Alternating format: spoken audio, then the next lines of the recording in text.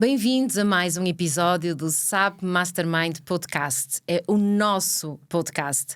Hoje trago para vos apresentar e para falar connosco numa conversa muito especial, uma convidada interessantíssima, doutora Inês Espiga Macedo, e vou passar à apresentação com um currículo muito interessante e atual. Inês, muito obrigada por estares aqui presente. E vou apresentar aos nossos convidados quem é a doutora Inês Espiga Macedo.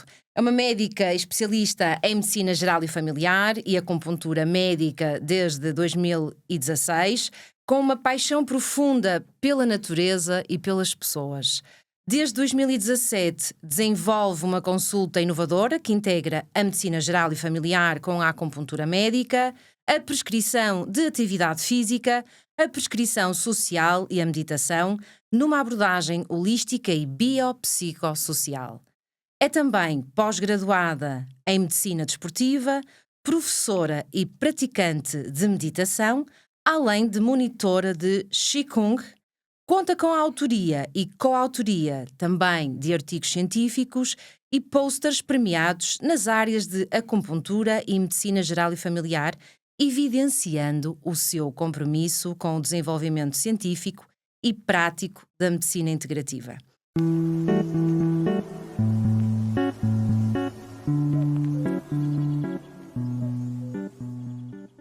Inês, é um prazer ter-te aqui. Obrigada eu pelo convite. Tenho muita admiração pelo teu trabalho e por tudo aquilo que nós até agora temos desenvolvido como conversas.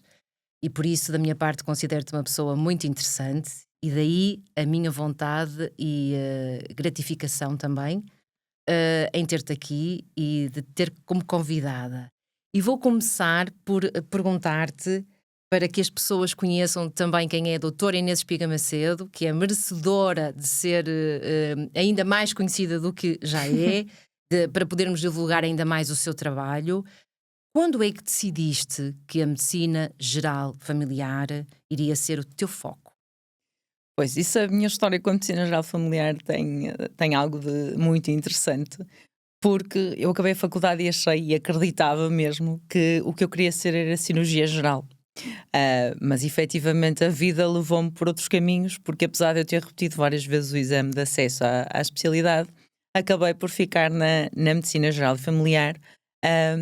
E que, à medida que o tempo foi passando, e principalmente quando eu comecei a desenvolver, fiz logo a minha pós-graduação de ciência esportiva no primeiro ano do internato, e quando comecei a desenvolver este tipo de consulta muito com a utilização daquilo que se chama hoje a medicina de estilo de vida, como tu bem descreveste, e obrigada pelas tuas palavras tão simpáticas e tão queridas, realmente eu percebi que podemos muito ajudar as pessoas e que na medicina geral familiar, como somos a porta de entrada, como muitas vezes se diz nos sistemas de saúde, e como temos esta visão abrangente da família, da pessoa ao longo do percurso de vida, é realmente muito interessante o impacto que nós podemos ter nas pessoas, que vai muito além e num extremo completamente quase diametralmente oposto à cirurgia geral, não é? Que é aquele ponto de intervenção, a recuperação, e depois muitas vezes as pessoas seguem o seu caminho, e aqui nós somos o oposto na medicina geral familiar, nós somos o ponto de apoio, nós somos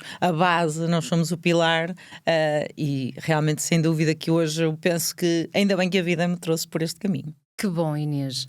E sem dúvida que eu sou muito fã de uma medicina que foge também do tradicional e que tem maior abertura para esta área do bem-estar, não sendo eu psicóloga a falar disso, mas Claro. é verdade, sou psicóloga e valorizo muito o estilo de vida saudável, o autocuidado e a Inês é mesmo assim, não é? É uma médica de medicina geral e familiar e com muito interesse na meditação, acupuntura médica e uma visão muito integrativa da saúde, e para mim é o que faz sentido. Pergunto também se a medicina já tem tradição na tua família. Sim, na minha família direta, no meu agregado familiar direto, por acaso não, talvez por isso a medicina não era logo a minha primeira opção. Somos mais das áreas das matemáticas e das engenharias dentro do meu próprio agregado mais próximo, mas a verdade é que já o meu avô era médico, embora fosse estomatologista, e depois alguns dos meus tios e mesmo primos também são médicos, por isso sim, eu diria que este cuidado às pessoas já circula na família há pelo menos 2 gerações. Quando falamos em doentes, em pessoas que pedem a tua ajuda, qual é a sensação de um paciente agradecido, de uma pessoa agradecida, de alguém que recorre à tua consulta com um problema, que pretende ser ajudado, sem dúvida alguma, e qual é a sensação dessa gratificação, de alguém que diz: Doutora Inês, se não fosse a sua ajuda, eu não estaria como estou, agradeço. Qual é essa sensação? Eu acho que, para mim, mais do que o agradecimento formal, lá está, por eu utilizar muito esta abordagem mais global e mais holística e muito da promoção da mudança de comportamentos, né? Por isso é que nós nos conhecemos, por eu, Verdade. quando preciso, te pedir esse apoio, não é? De ajudar as pessoas a mudar um bocadinho esta forma de estar e de encarar a vida e os problemas. E por acaso foi curioso que ainda a semana passada eu comentei isso, porque ao fim do terceiro ou quarto dia de consulta tive 3 ou 4 pacientes consecutivos em que realmente chegaram a dizer: não, eu já não estresso, eu já sei que as coisas vão fluir e hoje até me chateei com as filhas, uma que é mais solteira com 2 miúdas gêmeas, de 3 anitos, e hoje de manhã já foi uma confusão porque eu adormeci e não sei o quê, mas eu já sei, eu nem estressei muito porque eu sabia que ia resolver tudo. E eu acho que é mais essa sensação de dar os parabéns à pessoa e veja o que é que conseguiu desde há 1 ou 2 meses, ou 3 ou 4, a pessoa que era e o que é que efetivamente já conseguiu conquistar. E acho que todos nós, não é? Mesmo sendo profissionais de saúde, mesmo trabalhando com saúde mental e tentando promovê-la nos outros, também temos dias menos bons. E Com eu recordo certeza. sempre algumas fases da minha vida em que eu ia trabalhar menos bem do que aquilo que voltava. Precisamente por esse agradecimento, essa noção de: epá, é possível fazer a diferença na vida das pessoas. Ensiná-las a levar a Isso. vida com outra leveza, com outra calma, independentemente do que se passa à nossa volta. E falaste de uma coisa muito honesta também, não é? Que muitas vezes, como profissional de saúde, também estás em dias que não são tão bons porque somos humanos. É Claro. normal. E o facto de fazermos o bem é muito gratificante, porque muitas vezes, se calhar, chegas ao final do dia e é como se fosse um medicamento, Sim, sim, sem essa ajuda dúvida. que passas às pessoas e dizes: Olha, hoje não estava tão bem devido a outras situações da minha vida, mas esta ajuda que eu promovo também me cura. Sim, e Não repara, é? eu fiz agora neste última, tive agora nestes últimos tempos a estudar para a minha certificação em medicina de estilo de vida, e uma das técnicas que é ensinada no capítulo de psicologia positiva é precisamente a promoção diária. Imagino que seja uma das técnicas que também utilizo, eu pelo menos utilizo na consulta e recomendo muitas vezes, que é o nosso diário da gratidão. De chegar ao fim do dia É sim, e senhora. agradecer por 3 coisas boas que tínhamos tido, que podem ser a coisa mais simples à face da Terra, que é uma das coisas que eu também tento muito passar às pessoas, é essa noção de que há coisas Isso. pequenas. Eu gosto sempre de dizer esta frase em inglês, talvez porque eu falo inglês desde muito pequenina, que é o simple pleasures of life. Há sempre coisas pequeninas no nosso dia a dia que nós Sim. conseguimos ir buscar.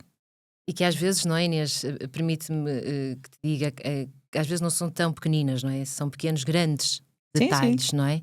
Que às vezes há quem diga que não são pormenores, não é? São São por por maiores. maiores, Ainda esta semana usei essa expressão. não é? E não são pormenores, são mesmo por maiores. E nós também temos muito a tendência, e uma vez que eu também estou nesta área da saúde psicológica, a sermos mais negativos e mais pessimistas.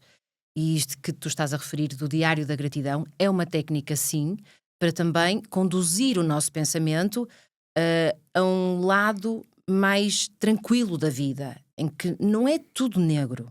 Esta generalização de tudo ou nada, que é uma distorção da realidade, ai, tudo está mal, não está tudo mal. Há Sim, há sempre sempre qualquer coisa. qualquer coisa que é positiva. Nós não conseguimos é ver, porque a nossa visão está distorcida. Tal igual. Então, esse diário da gratidão, sem dúvida, que é uma excelente técnica para também reeducar este diálogo interno, que às vezes é catastrófico e muito negativo. Sim, sem dúvida. Inês, o que te motiva na vida? Ui, tanta coisa. Alguma coisa, alguns exemplos para também conhecermos melhor e poder ser até exemplos para outras pessoas que se poderão identificar O contigo. que me motiva na vida? Uma pergunta Sair de interessante, casa, confessa. ir fazer os meus banhos de floresta que eu gosto tanto, ir para o meio da natureza. Banhos de floresta. Mas o que é isso, os banhos de floresta? É uma das prescrições sociais que eu também faço e é também uma das técnicas que eu já estudei. Como é que se faz? Explica-nos. Os banhos de floresta são uma técnica mesmo organizada. Existem guias de banhos de floresta. É mesmo uma técnica da medicina japonesa, que é o Shinrin-yoku, em que é promovida uma caminhada no meio de uma floresta. Isto é a base dos banhos de floresta. É promovida uma caminhada no meio da natureza com uma determinada intenção, de forma a que nós sejamos estimulados por tudo o que nos rodeia dentro de uma floresta. Sejam os aromas, sejam os sons, seja a própria textura da terra, seja o encostarmos a uma árvore e ficarmos só a sentir, quase num processo meditativo ou de mindfulness. Trabalhar com os vários sentidos, não é? Tal e qual. E entretanto, esta técnica foi um bocadinho desenvolvida e hoje em dia preconiza-se que nós simplesmente mexermos nas nossas plantas, fazemos um bocadinho de jardinagem nas plantas que temos numa varanda ou dentro de casa, poderá ser um bocadinho equiparado a um processo de banho de floresta e que tem inúmeros benefícios para a saúde já comprovados, seja para o sono, seja para a ansiedade, inclusive para a hipertensão. É também uma das prescrições sociais que eu muitas vezes faço às pessoas, é saírem em família, não é? Muitas vezes, uma vez, já foi há algum tempo, eu recordo-me que apercebi-me que uma determinada família, ao fim de semana com um bebê, um miúdo pequenino, uma criança, os fins de semana eram dentro de casa. Eu disse, mas porquê é que não saem? Não vão ao parque da cidade, por exemplo? Nunca me lembrei. Aquela rotina, não é? Aquela rotina, sim. E cada vez nós mais sabemos que, eu muitas vezes explico isto, nós somos seres vivos, não é? Portanto, nós sabemos que dentro de um espaço fechado, uma planta não sobrevive. Se nós também somos um ser vivo, nós também temos que ir para o exterior, nós também temos que ter contacto com a natureza. Com certeza. E cada vez mais se preconiza isso. E nós vemos hoje em dia pediatras e tudo a dizer: o frio e a chuva não fazem mal, é bom ir para o exterior, é bom as crianças estarem no exterior. Eu tenho os filhos de um primo meu em que não vivem em Portugal, vivem em Inglaterra e na escola promovem banhos exteriores em que eles se sujam a roupa, ficam todos molhados e aquilo é normal. E nós aqui estaríamos preocupados com as constipações, com a gripe, etc. Sim, mas acho que felizmente as coisas estão um bocadinho a mudar. Já temos muitas escolas que pedem para os miúdos irem com galochas e terem aqueles impermeáveis de cima a baixo. Eu acho que sim, porque efetivamente até mesmo a própria evidência científica, para além da nossa tradição, a evidência científica demonstra que é benéfico e, ao contrário do que se pensava, até é promotor de saúde ao invés de ser promotor de doença. De doença. É por isso que nós também nos identificamos, porque eu também sou super adepta da natureza. Sim. Caminhar na natureza, tudo o que seja o verde, a praia, pronto, também, sem dúvida, mas no meio das árvores é muito reenergizante e é uma excelente terapia. Sim, para o sem corpo dúvida. e para a mente. Uma excelente terapia. O que consideras, falaste em prescrição social, o que consideras uma prescrição social eficaz e de que forma é que isso ajuda as pessoas? Olha, prescrição social, eu lembro perfeitamente de uma situação que acho que é capaz de ter sido nos últimos anos a mais premente. Eu tinha uma senhora imigrante venezuelana e que vivia cá com a filha e com os netos. E a senhora já era reformada, não tinha chegado a trabalhar quando começou em Portugal e veio à minha consulta com os picos hipertensivos, com um quadro depressivo muito acentuado. Eu fui-lhe fazendo o acompanhamento até que um dia me apercebi, através da informação que outros doentes me traziam, que a Câmara da Maia, felizmente, tem um programa gratuito de ginástica sénior. E eu disse à senhora, olha, precisa fazer mais atividade física, experimente isto assim. E passado algum tempo a senhora veio de propósito agradecer-me porque o facto de ter ido para a ginástica sénior fez com que criasse um grupo de amigos, não precisou mais de mim nas consultas, Fantástico. nem pela hipertensão, nem pela depressão, e Portanto, acho que é sem dúvida o meu melhor exemplo, pelo menos que eu me recordo dos tempos mais próximos, de uma prescrição social. E é isso que eu tento promover. Quando eu percebo que o isolamento social, que nós sabemos, há um grande estudo de Harvard, que acompanhou pessoas durante 80 anos, e nós sabemos que as boas relações sociais são o maior fator protetor em saúde, até para a doença cardiovascular. E portanto eu quando percebo que essa questão de isolamento, muitas vezes nesta questão das idades das reformas, principalmente pessoas que eram muito ativas, não sei se tens essa noção, as pessoas que eram muito ativas acabam por se deixar ficar por casa e não vão fazendo quase grande que entram coisa. numa depressão pós-reforma. Mais do que a depressão, acho que entram ali numa rotina não tão adequada, não as preenche assim tanto. E nesses casos eu tento ir ao encontro, dependendo, não é? As pessoas são todas indivíduos, pessoas diferentes. Eu acabo de tentar perceber dentro dos recursos, sejam económicos, sejam sociais, o que há disponível naquela região, tentar ir perceber o que é o melhor para aquela pessoa. Se é para um grupo de dança, se é para ir como esta senhora para, felizmente, para a ginástica sénior, que abrange logo 2 pilares da medicina do estilo de vida, que é o exercício e as relações sociais. E, portanto, eu tento encontrar, assim, o melhor caminho. E, às vezes, é um processo também, não é? Estava muito atenta ao que estavas a dizer e, para além da importância da prescrição social, de que forma é que tu sentes que a acupuntura médica e a medicina se integram? Porque tu és uma fã da acupuntura médica, é também uma médica conhecida pela prática da acupuntura médica e pela excelente formação nesta área que tem. Portanto, como se complementam, Inês? Ora bem, como eu costumo dizer, as minhas queridas agulhinhas ajudam muito, porque eu costumo dizer, a minha consulta tem várias fases. Tem esta primeira fase em que eu exploro, seja na primeira consulta, seja neste seguimento, tento perceber como é que eu posso ajudar a pessoa com as ferramentas da medicina geral familiar, com estas ferramentas da medicina de estilo de vida, com a prescrição de atividade física, de prescrição social, com as técnicas de gestão de luto, que infelizmente sabemos que é uma necessidade premente na nossa sociedade. E depois, dependendo dos quadros, principalmente quadros de dor, quadros de ansiedade, a acupuntura acaba por ser um potenciador destas técnicas, porque eu explico sempre isto em relação, por exemplo, a uma primeira consulta de ansiedade por lutos ou por determinados traumas ou dificuldade de gerir determinado stress. Eu ensino as coisas à pessoa e depois a pessoa deita-se, eu ponho as agulhas e já sai dali mais calma. E eu até já promovi este título para uma investigação científica quando estive no Congresso nos Estados Unidos ano passado, porque eu acho efetivamente que, da minha experiência clínica, que vale o que vale, não é uma experiência científica, que o facto de nós fazermos apenas as técnicas cognitivo-comportamentais, a prescrição social e a prescrição de atividade física, tem um impacto X na saúde da pessoa. O fazermos apenas a acupuntura tem um efeito Y na saúde da pessoa. Mas eu acredito que a utilização dos dois combinados, o resultado final é maior do que a soma direta de X mais Y. E os resultados estão à vista, porque as tuas pacientes referem que se sentem muito bem com os tratamentos.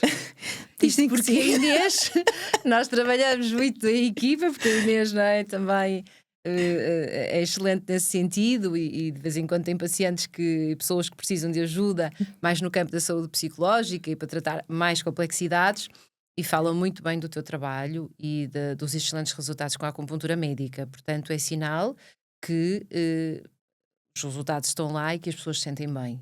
Sim, sem dúvida, e cada vez temos mais esta evidência da utilização da acupuntura, e para mim é mesmo isto, é mais uma das ferramentas, tal como utiliza a prescrição de atividade física, social, a referenciação à psicologia, a fisioterapia, toda a equipa multidisciplinar ou nutrição, que eu acho que a pessoa precisa. Sem dúvida. Acho que a acupuntura é essa ferramenta extra, sendo que, como eu consigo, felizmente, por este privilégio, acoplada diretamente à consulta da medicina geral familiar, tenho mesmo esta sensibilidade de que é uma potenciação dos efeitos. Quando te apresentei e falei do teu currículo, informei que serias uma fã da prática de exercício físico e uma defensora. Sem dúvida. E que tipos de exercício físico? Falaste da natação para séniores, que na Maia é um programa que existe, mas que tipos de exercício físico costumas aconselhar aos teus doentes? Pois, uma vez mais, é individualizado. Claro, acredito que é personalizado, porque uns gostam de fazer uma coisa, outros de outra. Tal e qual. E muitas vezes o que eu tento é, eu costumo dizer, e muitas vezes acabamos a rir-nos na consulta, porque as pessoas, eu costumo dizer, para cada problema eu arranjo uma solução. Porque o meu espectro Isso é de bom. prescrição de atividade física vai desde...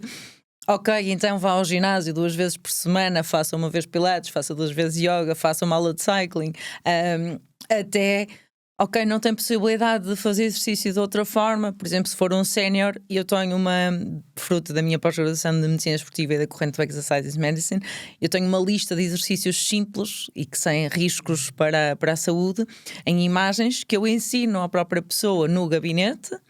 E então a minha prescrição acaba por ser, ok, se não pode fazer mais nada, então vai-me fazer pelo menos estes 4 ou 5 exercícios e vai fazer uma caminhada de 20 minutos.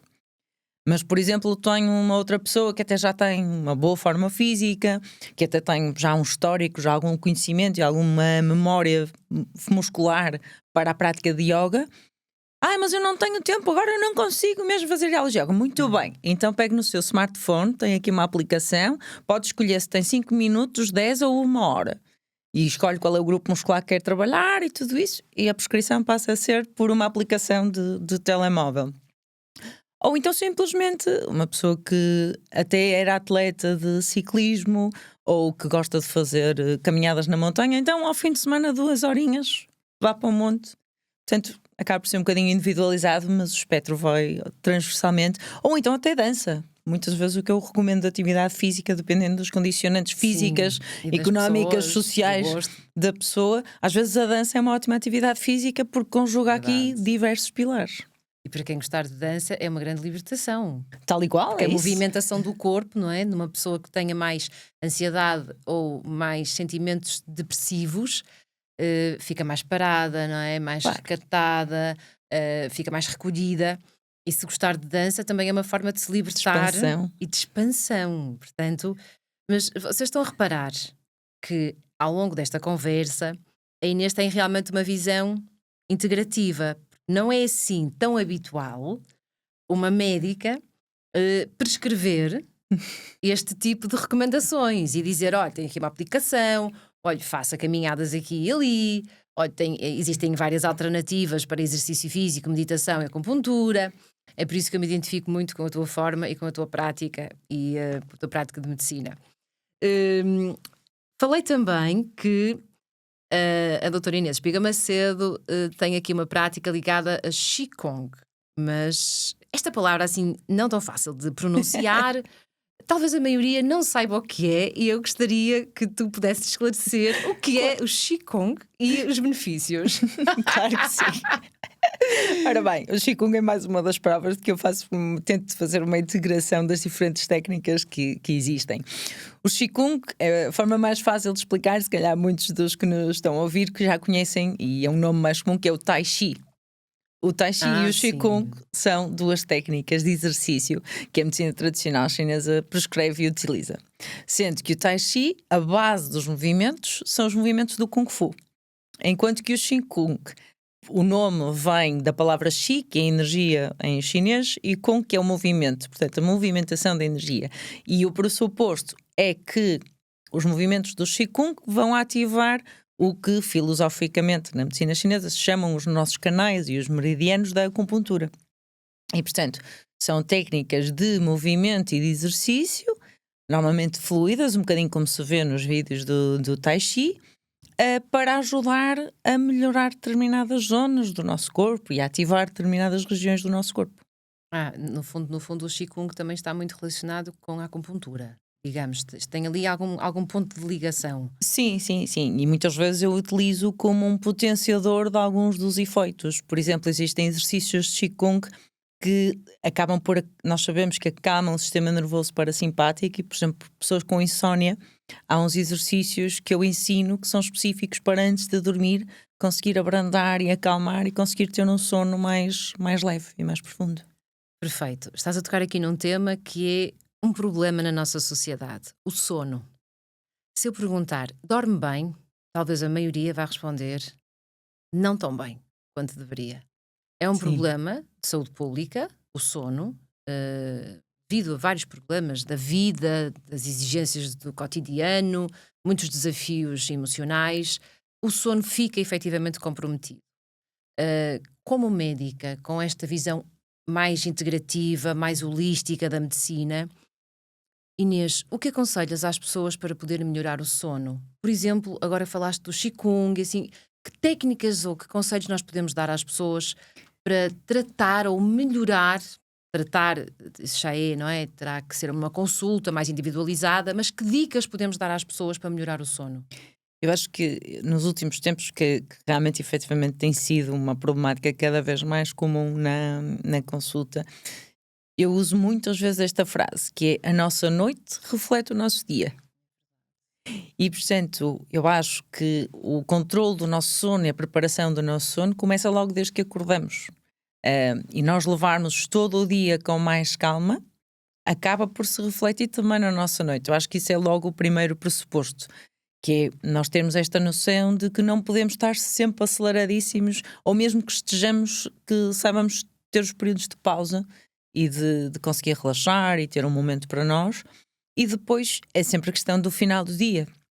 Nós sabemos que há várias técnicas, nomeadamente o que comemos ao jantar, que deve ser uma refeição em princípio mais leve, que nem sempre é possível, o mais cedo possível. Nem sempre é possível, não é também? Mas, Claro. mas que eu concordo contigo. E depois técnicas que cada vez mais se falam, o não vermos ecrãs antes de deitar, ou não haver até 2 horas idealmente, mas no mínimo 1 hora antes de deitar. Não haver televisão no quarto, que é um hábito que eu acho que a nossa população ainda tem muito, que é o ver televisão na cama. Nós sabemos que para quem tem problemas de sono isto pode ser muito prejudicial.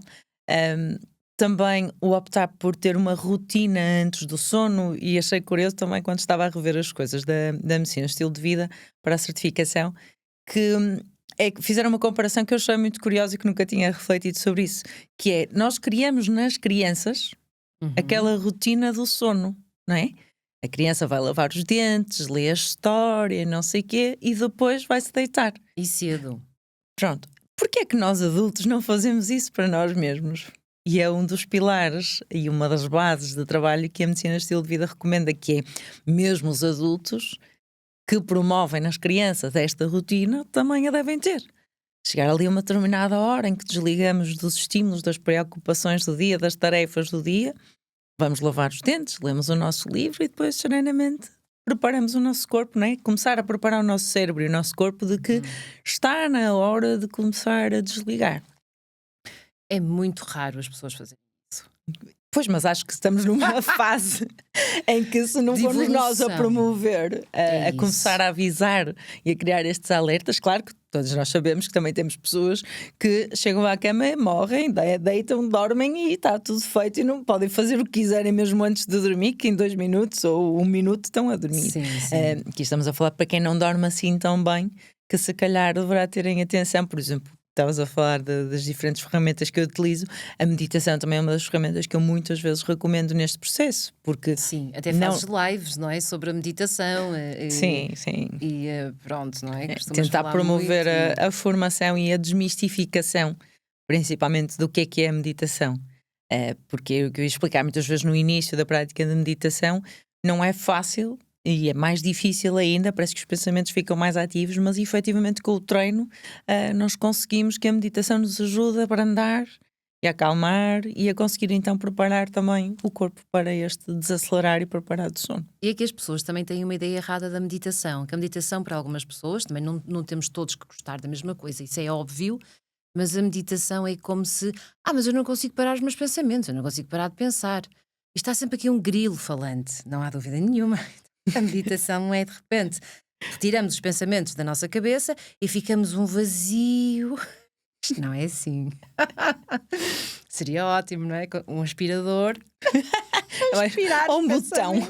Um botão. Temos um Entramos botão. na sala da meditação.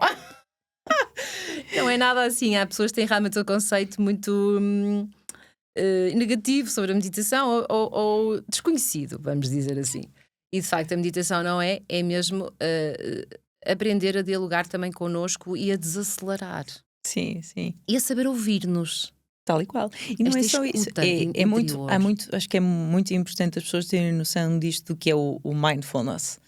Muitas vezes a meditação, principalmente se for mais baseada nos mantras e assim, pode ser mais desafiante.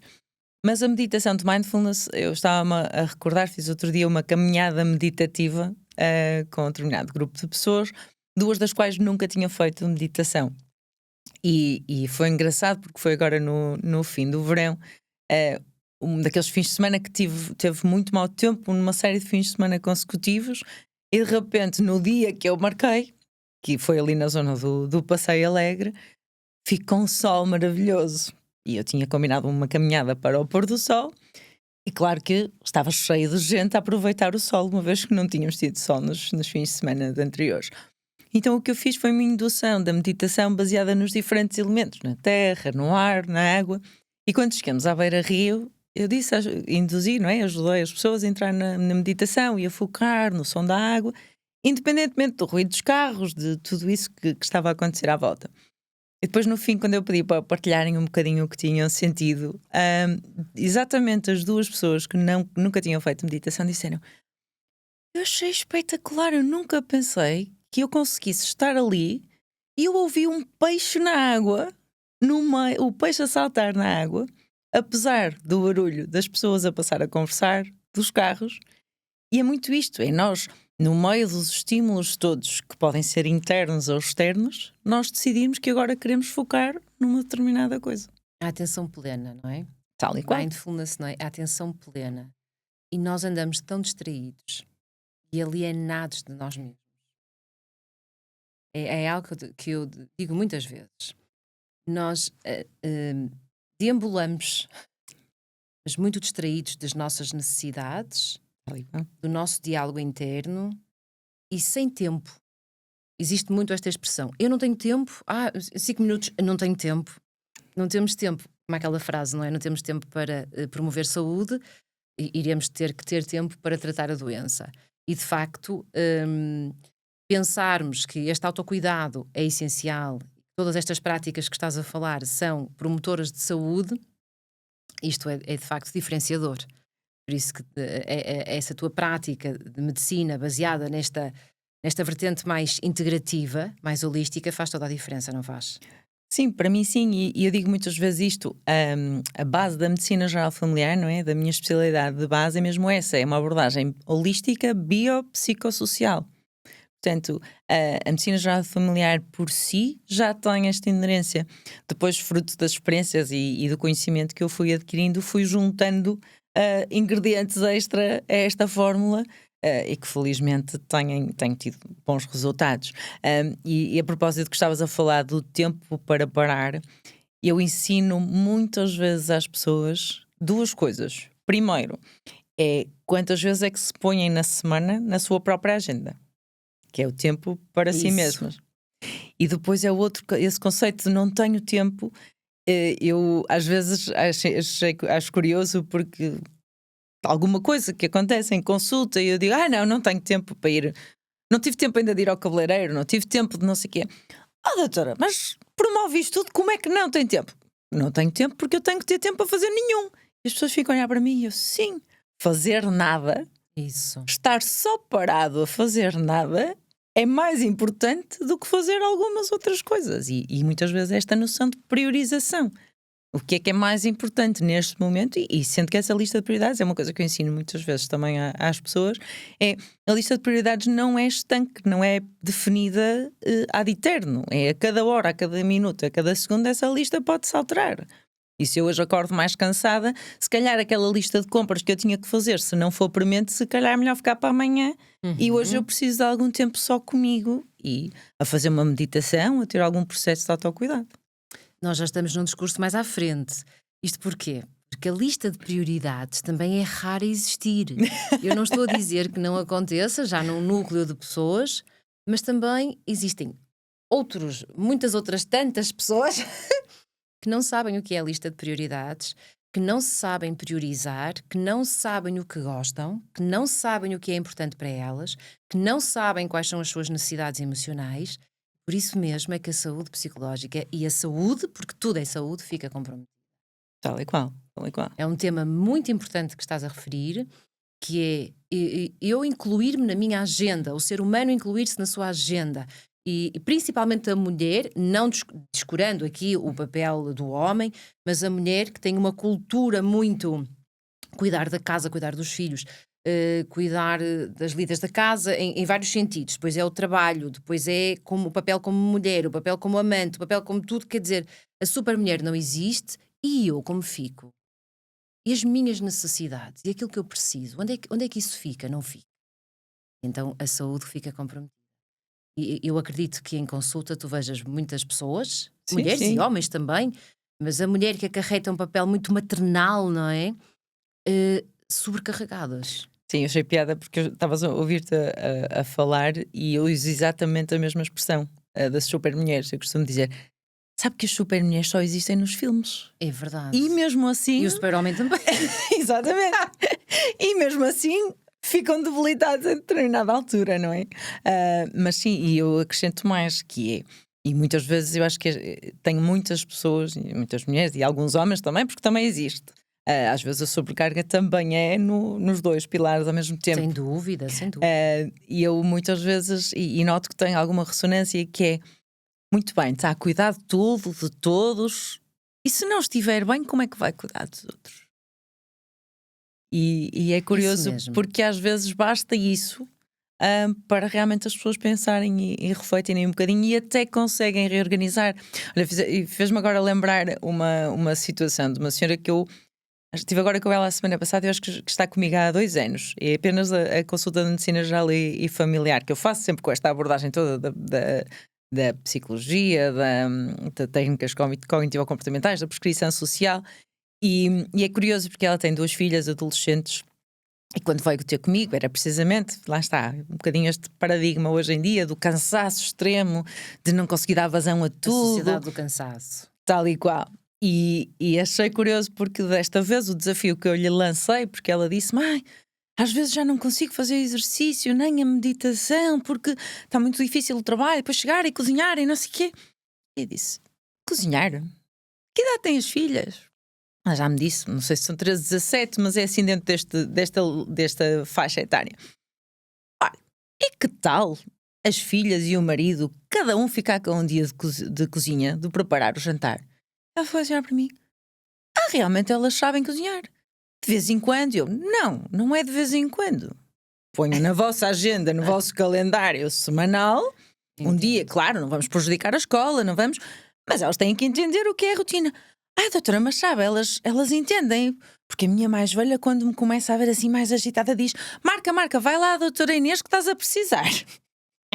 Portanto, as próprias filhas notam que tudo aquilo que eu lhe fui ensinando de técnicas de alteração comportamental, porque felizmente esta senhora nem precisou de medicação, foi muito esta alteração de estilo de vida comportamental e tudo isso, e realmente ela ficou toda contente a pensar, não, realmente nunca me tinha lembrado disso. Existem e aquelas até gostam. E aquelas até gostam de cozinhar. Eu, pronto, são capazes de se pegar as duas. Pronto, não se preocupem, cada uma a cozinhar no seu dia. Tudo se aprende. E foi, ela disse, saiu da consulta toda contente a dizer, não, realmente tem razão. Assim já são 3 dias em que eu posso ir ao ginásio, posso não sei o quê. Isso, a reeducação. Tal e qual, porque os hábitos do dia a dia. Tal e qual. Coisas que nem sequer, nem sequer surgem no pensamento das pessoas, mas que tem que ser. Se a família é uma equipa, tem que ser uma equipa transversal, não é? E não é mesmo a família antiga. Não estamos a falar da geração anterior em que as mulheres ficavam em casa responsáveis pelas lidas da casa e pela educação dos filhos, e o homem ia trabalhar e a mulher não. Hoje em dia as coisas não acontecem assim. Existem casos assim em que as mulheres têm a oportunidade de ficar em casa, mas a maioria isso não acontece. E de facto reeducar comportamento, hábitos é fundamental. E também promover a autonomia nos filhos. Tal e qual, foi exatamente isso. O exemplo que estás a dar é muito interessante, não é? Que não é qualquer pessoa que o dá. Eu acho bem falarmos publicamente destas coisas, porque devem ser faladas. Os filhos irem para a vida com o saber fazer. Claro, a e responsabilidade, a autonomia. E entender esta noção de gestão de tempo, não é? que uma criança que está com uma criança que já não é uma criança, não é um jovem, quase um jovem adulto, né? Aos 17 anos está a transitar para a vida adulta, tem que ter noção que a vida já não é só, nós estamos a falar de crianças de 10 anos, nem abaixo disso. Com certeza. Mesmo essas, cada vez mais nós sabemos, e há um estudo interessante que diz que crianças que estão habituadas a participar nas tarefas da família são inclusive mais felizes e têm graus de resiliência e de tolerância à frustração diferentes porque estão habituados a estar integrados nas dinâmicas familiares. E Sem acho que é dúvida. muito importante, lá está, porque não é só a aprendizagem prática de saber o que é cozinhar, mas é tudo o que está associado, o ter que pensar o que é que vai fazer, o ter que se organizar em termos de tempo de estudo, de lazer, de descanso, para saber que tem aquela tarefa, mas por outro lado eu acho sempre que há um regozijo associado a ter o brio de fui eu que cozinhei isto para a Isso. família, Isso, não é? autoconfiança. Tal e qual. E às vezes as pessoas não têm essa formação educacional, não é? Autoconfiança, promover nos filhos tarefas e ensiná-los rotinas, a aprender a cozinhar e por aí vai, e outras indicações que podemos dar, promove autoconfiança e responsabilidade. Eles sentem-se importantes também, Claro que sim, não sim, é? E isso sim. promove, eu sei fazer, e o saber fazer é uma grande habilidade e trabalha na autoestima, Tal e qual. não Nos é? valores Na mais segurança essenciais e mais base. própria. Sim. Nas consultas que tu observas diariamente e observas pessoas, tu dizes que és uma pessoa de pessoas, não é? Sim, sem dúvida nenhuma. E as tuas pacientes dizem mesmo que tu és diferente e que és especial. É engraçado, não é? Como é que é? É bonito ouvir isto. Pois E eu costumo perceber, tu dizer, tens um lado muito humano, eu só faço o meu melhor. É o que eu digo todos os dias, quando às vezes mas o as teu pessoas dizem melhor esses comentários. não é? É muito humanizado. Sim, porque para mim a base da medicina é Faz isso, sentido. somos humanos a tratar humanos. Fala-se cada vez mais da inteligência artificial e do que a inteligência artificial poderá trazer para a saúde. E eu acho que o que nos vai diferenciar como seres humanos a promover Sem saúde dúvida. e a tratar é exatamente isso, é o contacto humano. Há determinadas coisas na medicina que não são matemática, que não são biologia, que são algo mais, que são esta relação médico-paciente que até chegou, eu nem tenho certeza se já foi considerada, que foi condicionada, eu estava para candidata para ser um bem património da humanidade, não é? Porque efetivamente a relação médico-doente ou médico-paciente é essencial, é importante esta coisa das pessoas saberem que podem contar e que podem falar sobre tudo, que é a base da nossa consulta, da medicina geral familiar. Quantas vezes eu felizmente tenho o privilégio de acompanhar algumas famílias. E ainda ontem tive uma senhora que veio à consulta e que até me disse que a filha está a gostar muito das consultas contigo, está a conseguir ultrapassar uma série de coisas, e depois uma amiga que é quase família, que também tinha vindo às consultas comigo, entretanto também já foi para as consultas de psicologia e também já está a evoluir. Depois é muito esta noção do esquema em pirâmide em sentido positivo. É. Nós ajudamos a vida de um, depois aquele já comenta com o outro e aquele também já muda as Isso. atitudes e vamos conseguindo aqui espalhar um bocadinho esta tentativa desta maneira de estar diferente nas pessoas. É disseminar a importância das pessoas, do vínculo com as pessoas, seja como médica, seja como psicóloga. Tal e qual. O que é que também nos pode ajudar a ser melhores? O vínculo que criamos com as pessoas, que é a grande base. Sim, sem dúvida. Por mais estudos que tenhamos, técnicas, pós-graduações, doutoramentos e etc., é verdade, isto é importante, sem dúvida, a formação académica, tudo aquilo que precisamos de evoluir ao longo da vida, mas se nos falhar o lado humano, na minha opinião, e eu sei que na tua é igual, Tal e qual. na nossa opinião, falha um lado muito importante. Porque para mim, essa vinculação que é segura é a grande base. E que nos vai distinguir da inteligência artificial, mesmo na psicologia. Porque muitas perguntas nós podemos fazer na inteligência artificial, chat GPTs da vida e etc. E há coisas que estão lá e que as respostas, nada vai substituir o contacto humano, nem a relação pessoa para com pessoa. Nada. E isso vai ser, até ao fim da vida, sempre muito diferenciador. Sim, eu penso que sim, sem dúvida. E lá está, por algum motivo, nesta era de surgimento da inteligência artificial, temos em paralelo também todas estas correntes a mostrar, e todos os estudos a mostrar, que as relações sociais, o controle do stress, a boa gestão do dia-a-dia são os fatores mais protetores em saúde, não é? Sem E dúvida. que se repercutem na nossa saúde cardiovascular, na nossa parte cognitiva, em tudo um pouco. Nós estamos quase no fim, isto passa a voar.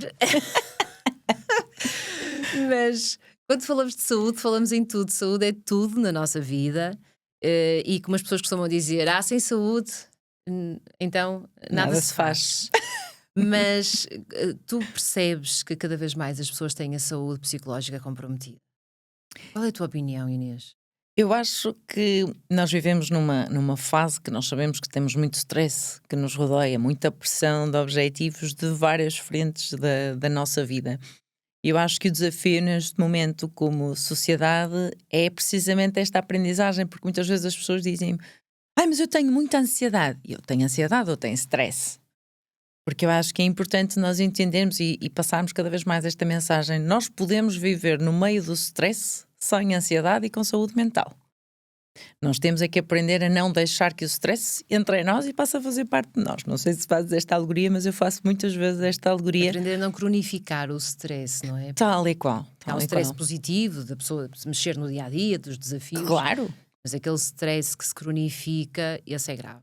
Claro, e aí isso é muito a noção de, se andarmos todos a dizer eu estou estressada, eu estou ansiosa, eu não tenho tempo para nada, se calhar já estamos a dizer a nós mesmos e a cronificar, como estavas a dizer, estes pressupostos.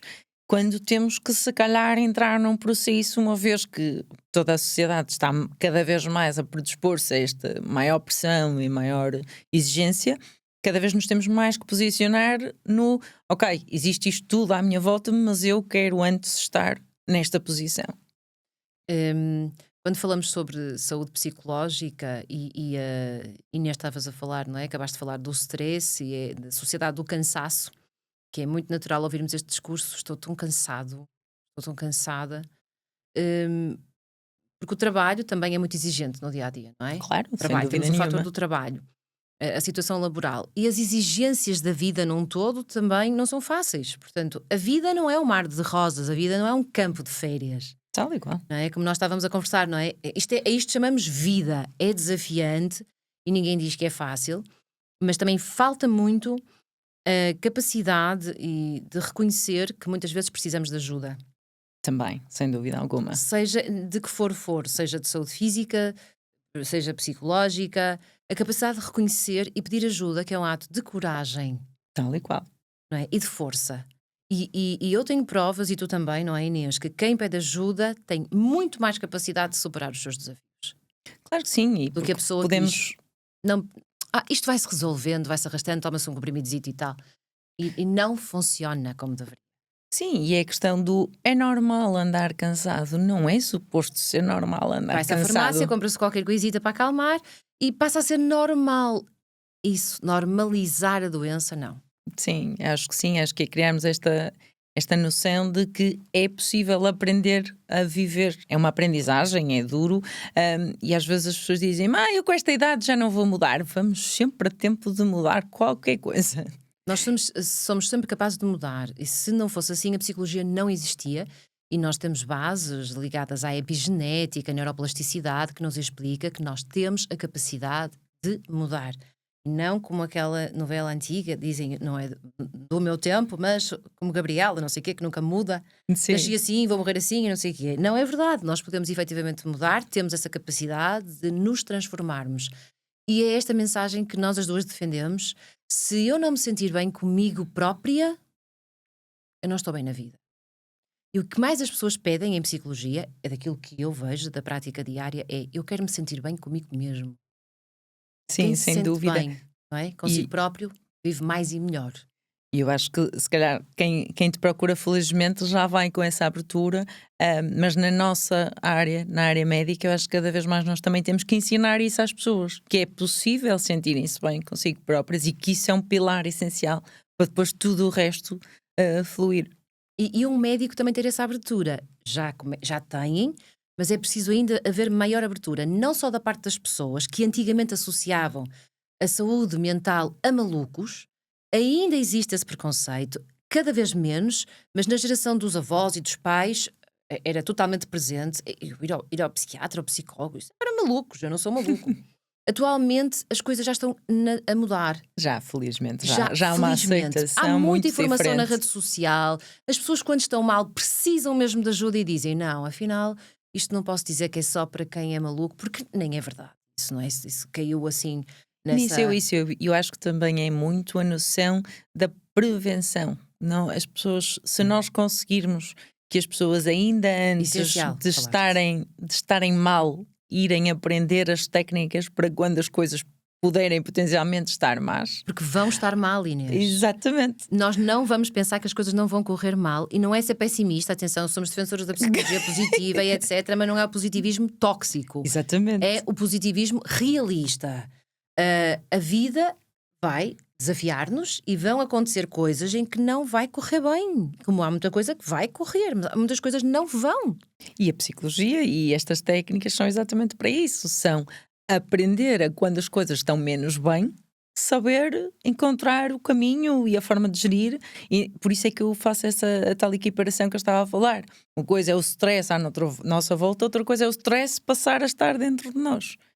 Eu faço muitas vezes um anúncio, estavas a falar também das telenovelas, mas eu falo muitas vezes de um anúncio antiguinho do Actimel, da bolha Actimel. Sim. E que eu acho que esta parte da psicologia, das técnicas cognitivo-comportamentais e toda esta reestruturação da nossa parte interna e da nossa saúde mental passa muito por isso. Nós criamos aquela bolhinha Actimel, não é? E quando vêm as coisas, elas são refletidas e acabam por não vir para dentro de nós. Até qualquer um de nós, como falávamos no início, também temos dias menos bons, mas a questão é o que é que eu faço nos dias menos bons. Será que eu sei? Vou dramatizar ou vou explorar antes o outro lado e vou tentar processar o luto, porque é uma coisa, um conceito que eu também ensino muitas vezes na consulta. O luto não é só para a morte, não é? Os lutos têm que ser feitos para as coisas menos boas que nos acontecem na vida. E quando esses lutos não são feitos, nem são processados, e é outra das coisas que foi uma aprendizagem Ficam muito mal gira. guardados. Tal e qual. E foi um conceito que eu defendo e das correntes que fui estudando dentro da área da psicologia, mas lá está, uma área que é a medicina de estilo de vida baseada na evidência científica.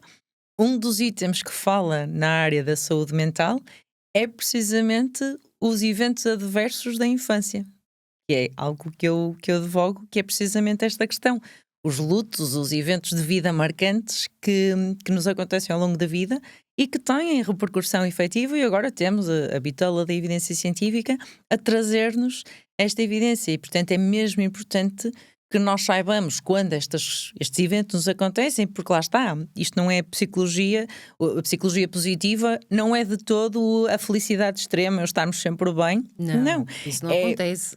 É nas ondas da vida, não é? Eu cito outra expressão que eu uso muito, é da música do Trem-Bala, que a letra é interessantíssima para esta conversa que nós estamos a ter, que sugiro que possam ir ouvir. E há um verso que eu adoro, que é sobre aprender a dançar na chuva da vida que cai sobre nós. É, eu sei qual é a música, também gosto, é bonita, é. É isso mesmo. E daí apostarmos, não é? Na prevenção. Tal e qual. Deveríamos apostar mais na prevenção, e esse é o presente e o futuro. A prevenção, é a melhor cura. Primária, e até já existe o conceito da prevenção primordial. A prevenção primária é não acontecer a doença, e a primordial é promovermos saúde ainda num patamar mais atrás, que acho que é um bocadinho o pilar desta nossa conversa de hoje. E do nosso desenvolvimento, porque como especialistas na área, da saúde, não só somos defensoras da prevenção, mas também de poder apostar na educação. Sim, sem dúvida. A educação emocional, saber falar sobre emoções, a mulher saber falar do que sente, o homem também, que o homem, normalmente, o lado masculino torna-se mais retraído, não sabe falar sobre emoções. Sim, sobre o que sente. Aquele estigma do homem que não chora. Lidar com os problemas. Tal e qual. O estigma do homem que não chora, porque é fraco, porque não deveria acontecer, que é uma vergonha. Claro. E então não se fala sobre o que nós sentimos. Fala-se, sim, Na medicina fala-se sim, podemos ter uma consulta fantástica com a doutora Inês Espiga Macedo e fala-se sobre emoções, não é só sobre o corpo físico, mas sobre a vida, sobre o que nós passamos, sobre a família, sobre os nossos desafios emocionais, sobre o trabalho, sobre o amor, sobre a vida, porque aí chamamos vida. E sem dúvida que apostarmos nesta prevenção é a nossa estratégia. Sem dúvida É alguma. a nossa estratégia e também na educação. Não só das várias técnicas que falaste aqui, não é? E que és altamente defensora, mas também a educação emocional. Nós somos um todo e precisamos de falar sobre emoções. Sim, deixar cair as máscaras e assumir que às vezes temos todos os dias menos bons. E não tem e problema temos nenhum. vulnerabilidades. Tal e qual. Todo o ser humano tem fragilidades. E Inês, estamos mesmo no fim, mas tudo na rede social quer mostrar o maravilhoso e o fantástico e o bonito. É tão cansativo. É verdade. Porque isso não é vida. Ninguém mostra o bebê que chora, quando uma mãe se passa. Quando a mãe desespera, que não é preciso estar só com uma depressão porque não é pós-parto. assim tão bonito, que nunca chora, que não... Não, e uma série de coisas. Ou seja, a vida real não é isso que se mostra. Tal e qual. E nós somos defensoras da vida real, não é? Sim, sem dúvida. Em E que- ajudar a viver a vida real da melhor forma possível. E que a com rede a social maior. seja para nós isso, o passar informação do que é também a vida real, para não cairmos na tentação de mostrarmos só o que nos fica bem, o que é bonito, Tal as e qual. médicas e as psicólogas e tudo muito fantástico, sim, vários sentidos sim, mas também mostrarmos o outro lado em que falamos das fragilidades das pessoas, das vulnerabilidades e de que forma é que podemos ajudar. Sim, tal e qual. E muitas vezes também eu digo, a vida é como um traçado de eletrocardiograma. Se tiver assim, pi, a coisa já não está muito bem. É normal, às vezes andamos assim, altos e baixos. Faz parte da vida. Faz parte da vida. Uma conversa interessantíssima. Espero que também tenha achado o mesmo. Eu ficaria mais tempo a conversar e depois sobre a psicologia, sobre a saúde, mas isto não pode ser assim porque também temos um timing. Claro que Inês, sim. Obrigada, Sofia. obrigada. Eu admiro muito o teu trabalho. Acho que a Eu tua visão que é ajudas o muito meu. os meus doentes também, portanto. Obrigada. E nota-se, não é? Eu acho que nós, quando ouvimos as pessoas a conversar, também se percebe a energia, a comunicação, o que flui, não é? Nós somos muito também adeptas do flow. E tal e qual. Então nota-se que nós nos identificamos em muita coisa, Inês. E muito obrigada Obrigada, eu. por tudo, por estares aqui presente, por nos termos conhecido através da televisão. Da televisão, tal e qual. televisão. E tivemos esse privilégio, a vida tem-nos dado esse privilégio. E muito agradecida à vida também, e muito agradecida a ti, Inês. Muito obrigada, Obrigada, minha querida. por tudo. E espero que tenham gostado. Queres deixar uma mensagem para as pessoas, uma frase, algo simples que te saia assim do coração? Agora é o isso. desafio, pronto, mas uma frase. Acho que é muito esta questão de aproveitar as pequenas coisas, privilegiar o tempo para nós mesmos e saber que há sempre um caminho. É uma questão de procurarmos e tentarmos encontrar qual será o melhor caminho para nós, porque lá está, não há um caminho certo para toda a gente, mas há sempre um caminho. Perfeito. Melhor é impossível. Até um próximo episódio e muito obrigada por ter estado aqui connosco.